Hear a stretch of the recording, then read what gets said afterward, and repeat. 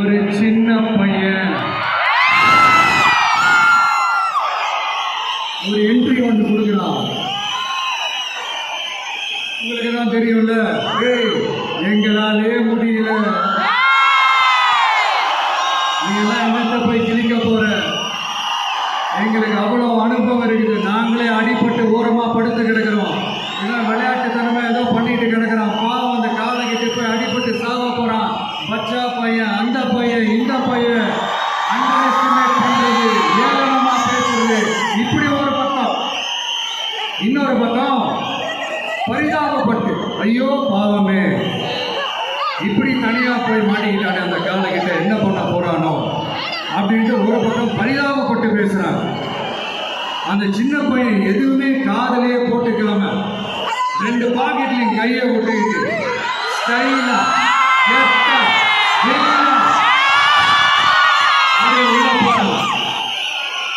ஒரு ஸ்டெப் எடுத்து வைக்கிறான், அந்த காலை அப்படியே சீறிக்கிட்டே நின்றுட்டு இருக்குது.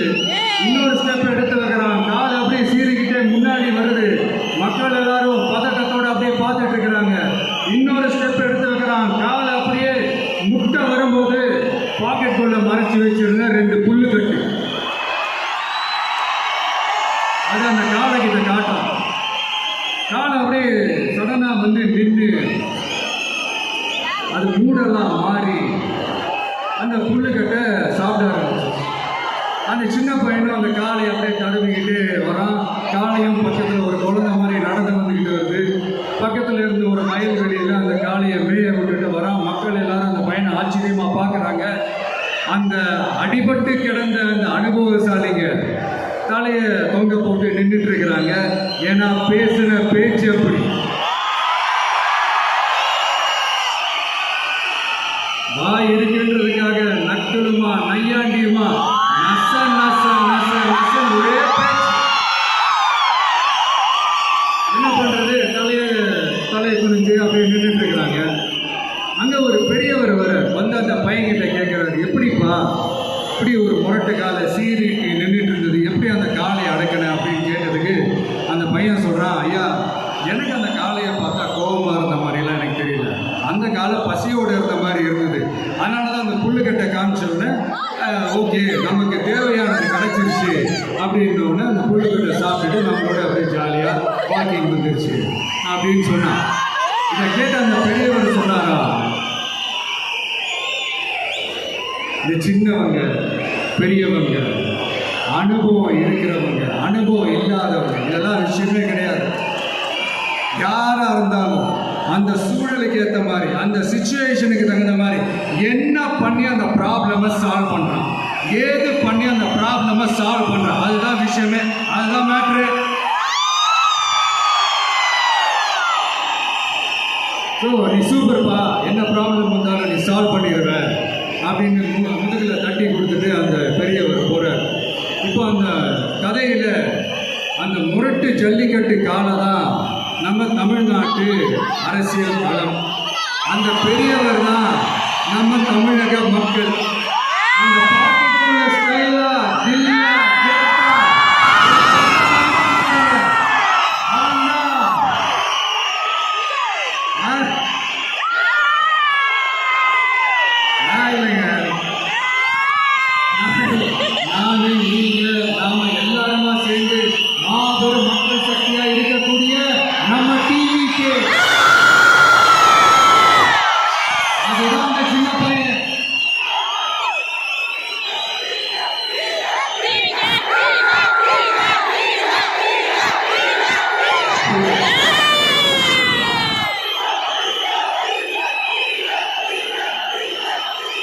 மக்களை நேசிக்கிற ஒரு நல்ல தலைமை இல்லாததுனால இத்தனை வருஷமா வேற வழி இல்லாம ஸ்டாலின் சார் கொடுத்தாங்க பொய்யான வாக்கு நம்பி ஏமாந்த நம்ம மக்களுக்கு சரியான நேரத்தில் ஒரு வெகுஜன மக்கள் இயக்கமா வந்தது தான் நம்ம டிவிக்கு. அந்த முரட்டு ஜல்லிக்கட்டு கால கதை ஏன் சொன்னோம், எதுக்கு சொன்னோம், யார் யாருக்கெல்லாம் சொன்னது புரிய வேண்டியவர்களுக்கு புரிய வேண்டியது.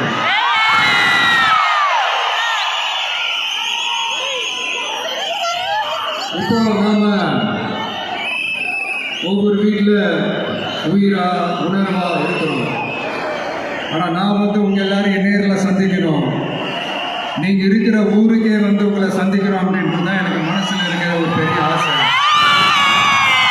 ஆனால் அந்த சுச்சுவேஷன் ஒரு எதிர்கட்சியாக இருந்து கேள்வி கேட்டுட்டு இருக்கிற இந்த நேரத்தில் நமக்கு எதிராக என்ன சூழ்ச்சிகள்லாம் நடக்குதுன்றது உங்கள் எல்லாருக்குமே நல்லா தெரியும். அதனால் இப்போ உங்களுக்கு ஒரு வாக்குறுதியை கொடுக்குறேன். நம்மளுடைய ஆட்சி அமைஞ்சதும் ஒவ்வொரு கிராமத்துக்கும் நான் நேரடியாக வந்து எல்லாரையும் நான் சந்திக்கிறேன்.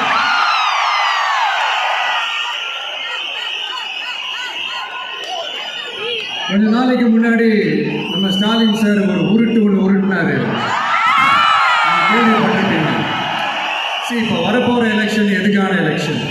நம்ம சட்டமன்றம், தமிழ்நாடு சட்டசபைக்கான ஒரு தேர்தல் இல்லையா? இதே தமிழ்நாட்டுக்கும் டெல்லிக்குமான ஒரு எலெக்ஷன் அப்படின்னு சொல்கிறாங்க. இன்னும் கொஞ்சம் மேலே போய் தமிழ்நாட்டுக்கும் என்டிஏவுக்குமான ஒரு எலெக்ஷன் அப்படின்னு சொல்கிறாங்க. என்ன சார், டெல்லியில் ஏதாவது நிற்க போகிறீங்களா? அப்புறம் ஏன் தமிழ்நாட்டுக்கும் டெல்லிக்குமான ஒரு எலெக்ஷன் சொல்கிறீங்க? அப்புறம் ஏதாவது பார்லிமெண்ட் எலெக்ஷனா, பிரதமர் பதவிக்கு ஏதாவது போட்டி போடுறீங்களா? அப்படியே அந்த தமிழ்நாட்டுக்கும் என்டிஏவுக்குமான ஒரு எலெக்ஷன் சொல்றீங்க. எங்களுக்கு புரியலையே சார், இது என்ன லாஜிக்னு எங்களுக்கு புரியலையே. எந்த எலெக்ஷனை எப்படி டீல் பண்ணணும், எப்படி ஹேண்டில் பண்ணணுன்றது நம்ம தமிழ்நாட்டு மக்களுக்கு தெளிவாக தெரியும். நம்ம தமிழ்நாட்டு மக்கள் மாதிரி ஒரு தெளிவான மக்களை நீங்க பார்க்கவே முடியாது. சூப்பர் கிளாரிட்டியோட சூப்பர் மக்கள் சார் நம்ம மக்கள். இந்த போருக்கு போறதுக்கு முன்னாடி தான் இந்த படை பரிவாரங்களோட போவாங்கன்னு கேள்விப்பட்டிருக்கிறேன்.